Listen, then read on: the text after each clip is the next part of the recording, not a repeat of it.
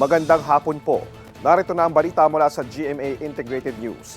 Nagbabala ang ilang eksperto na posibleng abutin ang baybayin ng Puerto Galera at iba pang bahagi ng Batangas ng oil slick o bakas ng langis mula sa lumubog na MT Princess Empress. Sa panayam ng Super Radio DZBB kay Dr. Irene Rodriguez ng UP Marine Science Institute, pahilaga ang direksyon ng oil slick batay sa daloy ng tubig at sa lakas ng hangin.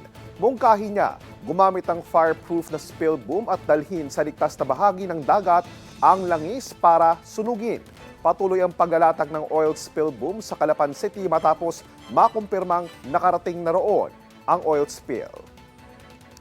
Yan ang balita sa oras na ito. Abangan ang iba pang mga balita sa 24 Oras Weekend mamayang 5:30 p.m. Ako po si JP Soriano para sa GMA Integrated News.